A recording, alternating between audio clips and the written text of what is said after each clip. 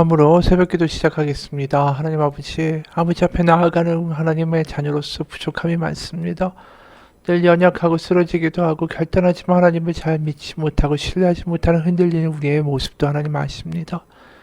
하나님 오늘 우리를 불쌍히 여기사 우리 가운데 다시 한번 하나님을 발견하고 하나님을 감격하고 하나님을 즐거워하며 하나님을 따라갈 수 있는 믿음과 하나님과의 동행의 하루가 될 수 있도록 주님 인도하여 주옵소서. 예수님의 이름 받들어 기도합니다. 아멘. 오늘은 욥기 22장 1절에서 30절입니다. 욥기 22장 1절에서 30절입니다. 대만 사람 엘리바스가 대답하여 이르되 사람이 어찌 하나님께 유익하게 하겠느냐. 지혜로운 자도 자기에게 유익할 따름이니라. 네가 의로운들 전능자에게 무슨 기쁨이 있겠으며 네 행위가 온전한들 그에게 무슨 이익이 되겠느냐. 하나님이 너를 책망하시며 너를 신문하심이 너의 경건함 때문이냐. 네 악이 크지 아니하냐. 내 죄악이 끝이 없느니라. 까닭없이 형제를 볼모로 잡으며 헐벗은 자의 의복을 벗기며 목마른 자에게 물을 마시게 하지 아니하며 줄인 자에게 음식을 주지 아니하였구나. 권세 있는 자는 토지를 얻고 존귀한 자는 거기에서 사는구나. 너는 과부를 빈손으로 돌려보내며 고아의 팔을 꺾는구나. 그러므로 올무들이 너를 둘러있고 두려움이 갑자기 너를 엄습하며 어둠이 너로 하여금 보지 못하게 하고 홍수가 너를 덮느니라. 하나님은 높은 하늘에 계시지 아니하냐. 보라 우두머리 별이 얼마나 높은가. 그러나 네 말은 하나님이 무엇을 아시며 흑암 중에서 어찌 심판하실 수 있으랴. 빽빽한 구름이 그를 가린즉 그가 보지 못하시고 둥근 하늘을 거니실 뿐이라 하는구나. 네가 악인이 밟던 옛적 길을 지키려느냐. 그들은 때가 이르기 전에 끊겨버렸고 그들의 터는 강물로 말미암아 함몰 되었느니라. 그들이 하나님께 말하기를 우리를 떠나소서 하며 또 말하기를 전능자가 우리를 위하여 무엇을 하실 수 있으랴 하였으나 하나님이 좋은 것으로 그들의 집에 채우셨느니라. 악인의 계획은 나에게서 머니라. 의인은 보고 기뻐하고 죄 없는 자는 그들을 비웃기를 우리의 원수가 망하였고 그들의 남은 것을 불이 삼켰느니라 하리라. 너는 하나님과 화목하고 평안하라. 그리하면 복이 내게 임하리라.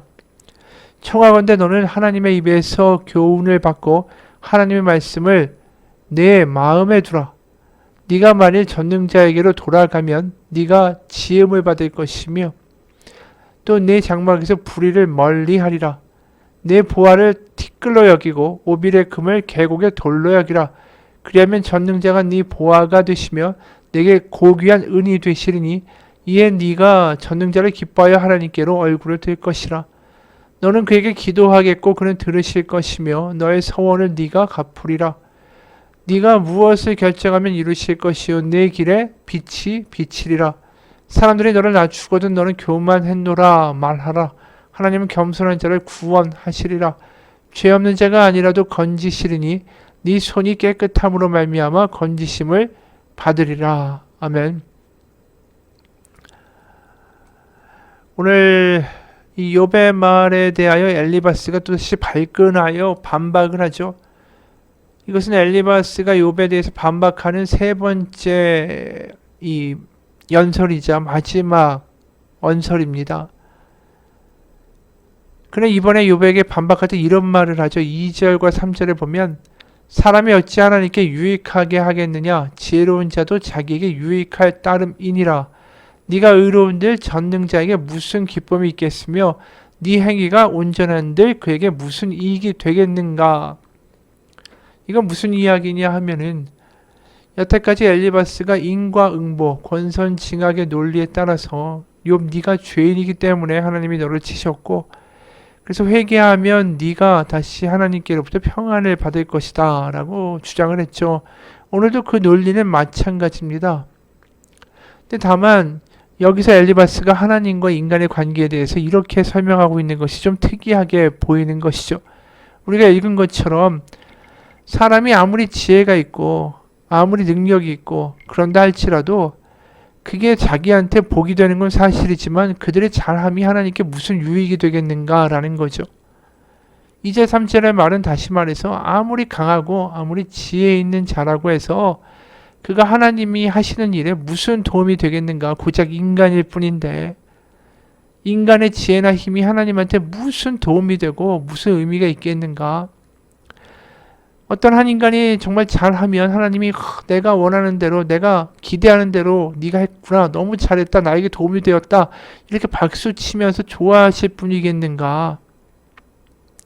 하나님 앞에서 우린 다 그 미인물일 뿐이고 하나님이 하시는 일에 비하면 우리는 아무것도 아니다라는 이야기를 하는 거죠. 그러니까 어떻게 보면 엘리바스가 말하는 하나님과 우리의 관계는 굉장히 질적 차원이 너무 커서 이 질적 차이가 그래서 너무나도 먼 하나님처럼 이야기가 되고 있는 거예요. 그래서 실제로 12절에 보면 하나님은 높은 하늘에 계시지 아니하냐 보라 우두머리 별이 얼마나 높은가. 하나님과 우리의 관계는 아주 큰 거리와 간극을 가지고 이야기하고 있다라는 것이죠. 그래서 실제로 오늘 말에도 4절에 하나님이 너를 책망하시며 너를 신문하심이 너의 경건함 때문이냐. 이게 좀 무슨 말인가 싶은데 그 내용은 이거예요. 네가 지금 하나님이 너를 훈계하시는 것이 너의 정결함에 대해서 하나님이 그렇게 신경을 쓰시고 민감하셔서 이렇게 너에게 고난을 주시는 것이다. 그렇게 이야기한다면 그건 너의 착각이라는 거죠. 하나님 높은 곳에 계셔서 너에게 그렇게 관심이 없으실 뿐이고 없으실 뿐 아니라 그저 너의 죄를 저울에 달아서 그 죄가 무거우면 그냥 당연히 벌과 심판이 너에게 임하는 것이다. 그러니까 하나님이 공명정대하게 일을 하실 뿐이지 개개인 특히 욥 너가 말한 것처럼 너에 대해서 그렇게 신경 쓰시고 너에 대해서 뭔가 이 경건함을 회복하고 어떤 경외함을 회복하기 위해서 너에게 특별히 어떤 그 단련을 주시고 교훈하시고 이런 식의 이야기가 아니라는 거죠.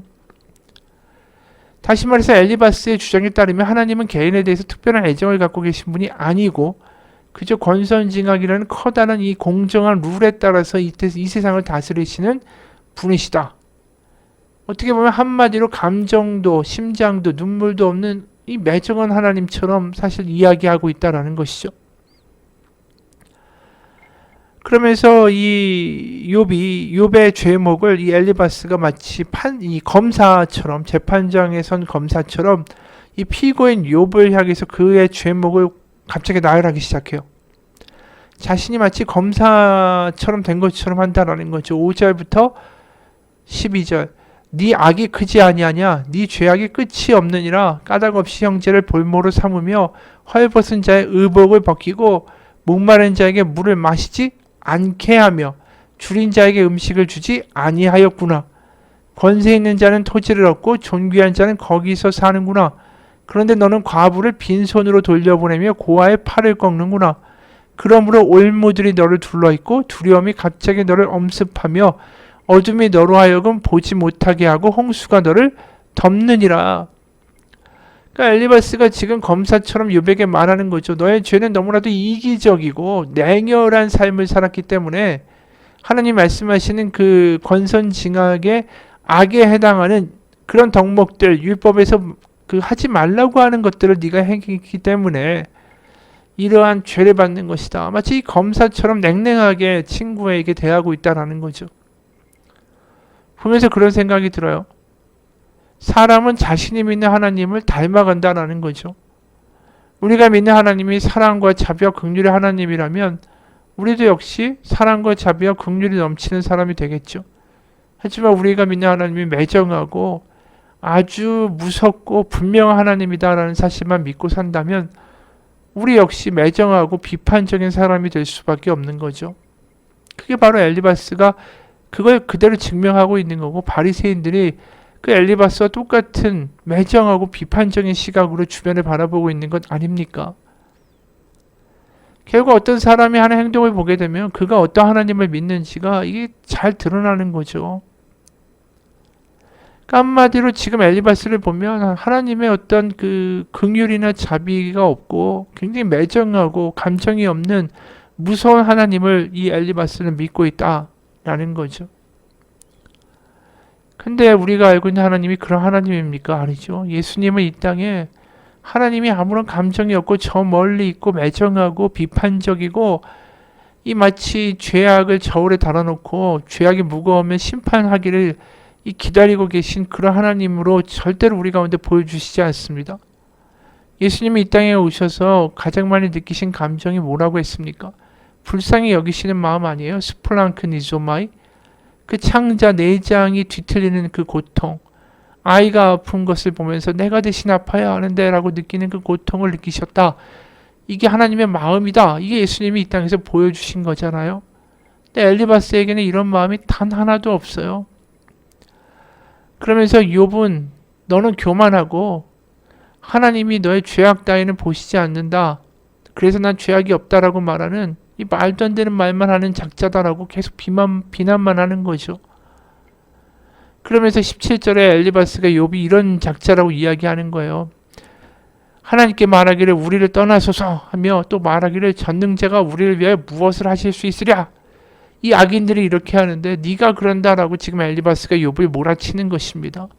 그러면서 나는 그러한 사람이 아니다라고 또 자기는 아주 결백하다라고 또 그런 말까지 덧붙여요. 18절에 악인의 계획은 나에게서 머니라.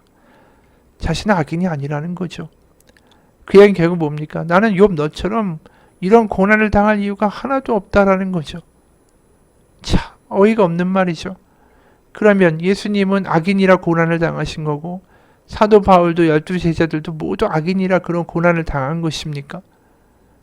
그러면서 욥에게 또 권선징악과 인강부의 주장을 또 해요. 22절 청하건대 너는 하나님의 입에서 교훈을 받고 하나님의 말씀을 네 마음에 두라.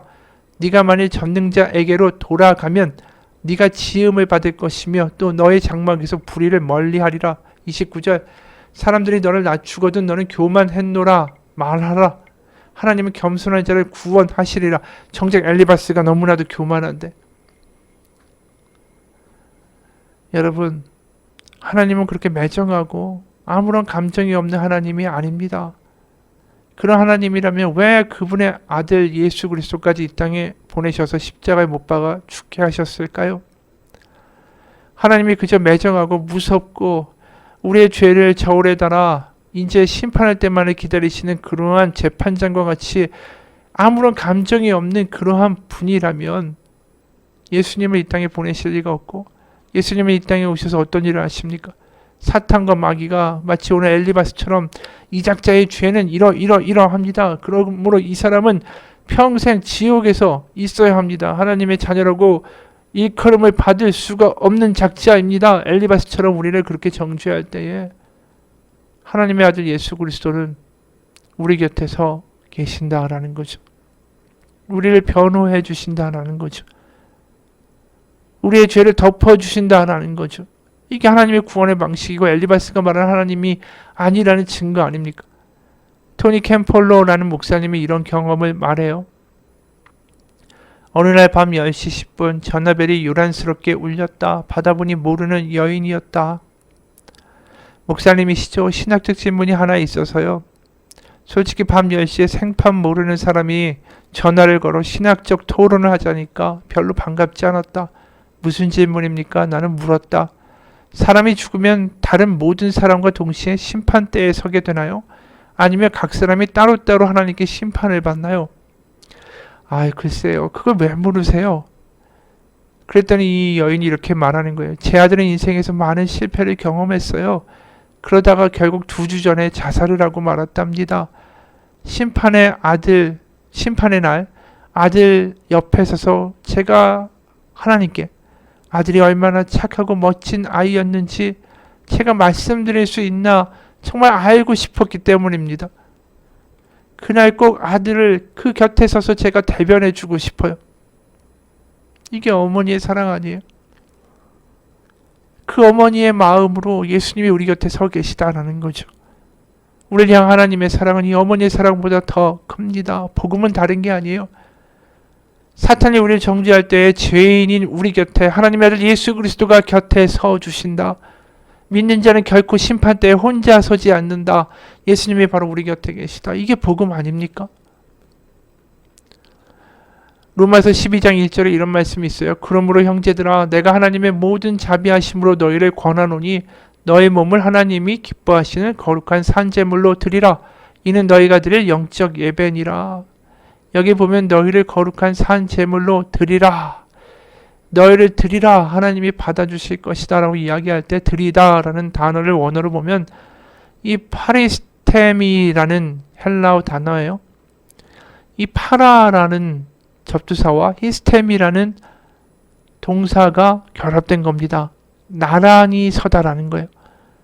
하나님 앞에 우리를 드릴 때 우리가 정말 정결하고 깨끗하고 죄가 없고 하나님이 받으실 만한 작자가 되어서 하나님이 받으신다는 게 아닙니다. 바로 나의 곁에 누군가 나란히 서서 하나님 앞에 나아가주고 있기 때문에 하나님이 우리를 받아주신다는 거죠. 너희를 거룩한 산재물로 드리라. 바로 예수님과 함께 나란히 서서 하나님께 하나님 받으실 만한 그러한 그 복음으로 하나님 앞에 나아가라. 하나님 받아주실 것이다.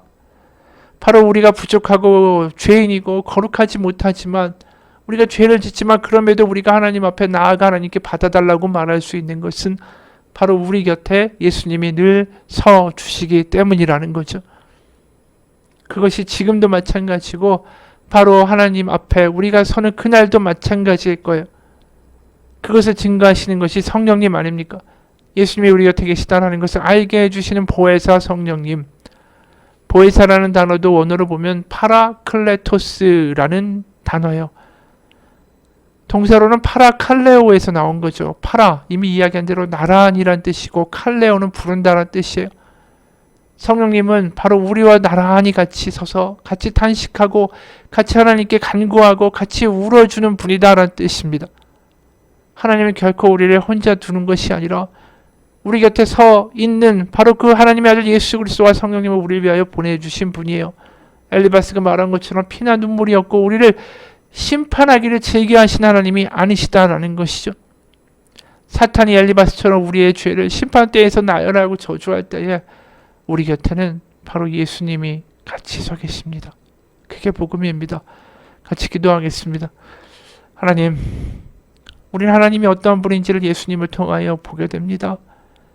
그리고 우리가 아무리 죄가 많고 허물이 많다 할지라도 우리 곁에 예수님이 서 계시다라는 것이 우리 가운데 얼마나 큰 위안과 복음이 되는지 모릅니다. 우리가 오늘 하루도 그 예수님과 성령님과 함께 동행하며 그분 옆에 서 계시는 삶을 살고 체험하고 누릴 수 있는 복음의 하루가 되게 도와주옵소서. 예수님 이름 받들어 기도합니다. 아멘.